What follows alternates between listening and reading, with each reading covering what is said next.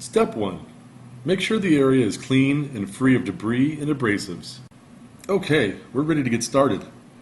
In this case, we have fairly severe damage, so we're going to start with the 800 grit red monkey pad.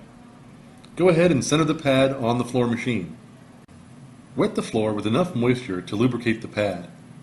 Excessive water is not necessary and will only make a mess. Choose a starting point 2 feet deep and 4 to 5 feet wide.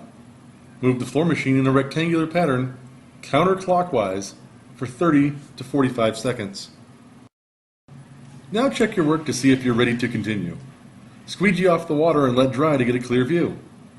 You should have a smooth, even finish. If you don't, then continue for another 30 seconds.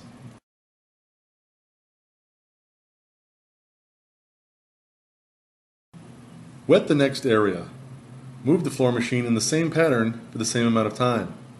Be sure to overlap the second section with the first by 4 to 6 inches. Always rinse thoroughly between grits.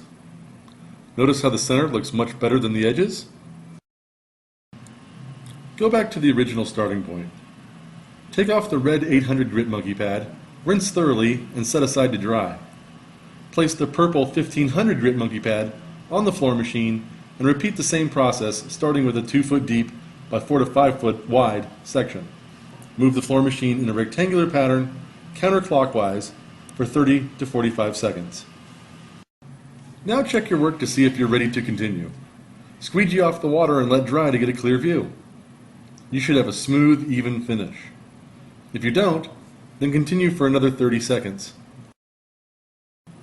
Wet the next area. Move the floor machine in the same pattern for the same amount of time.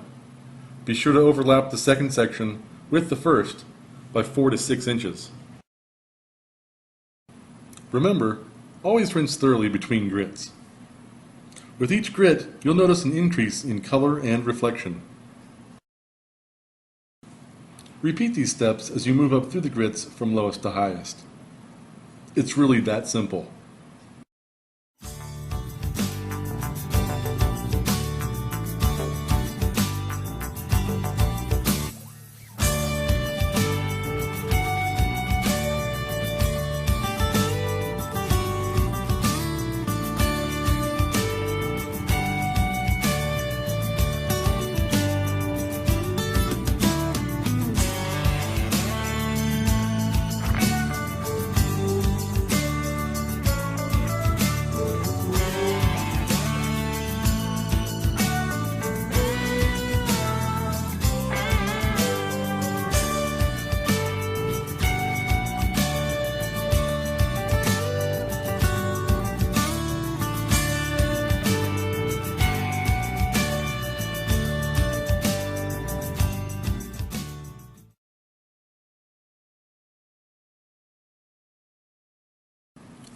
Tip number 1.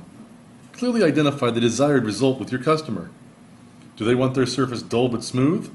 Or a satin or low reflection finish? Or do they want a high polish? Tip number 2. To achieve the dull hone, you only need to do one step with the brown 200 grit monkey pad. Tip number 3. To achieve a satin hone, one step with the red 800 grit monkey pad is usually sufficient. Tip number 4. The higher number grit pad you are using, the less water you need to lubricate the pad. Tip number 5. Never let the surface dry while using the monkey pads. Tip number 6. Never use any chemicals during the buffing or rinsing phases. Use pure water only. Tip number 7. Always make sure you are finished with one grit before you move on to the next. The following test will help ensure that you are ready to move on to the next grit. After honing or polishing an area, it will be obvious that you have completed that grit if you continue to buff in one small section and that section looks the same as the surrounding area. Tip number 8. If after your final rinse there are any water spots, you can easily remove them by dry buffing with a white polishing pad. The beauty of using monkey pads goes far beyond the results. There is no risk because there's no need for acidic polishing compounds that can easily cause damage. Biodegradable, washable, reusable. On a flat surface, they'll last up to 5,000 square feet.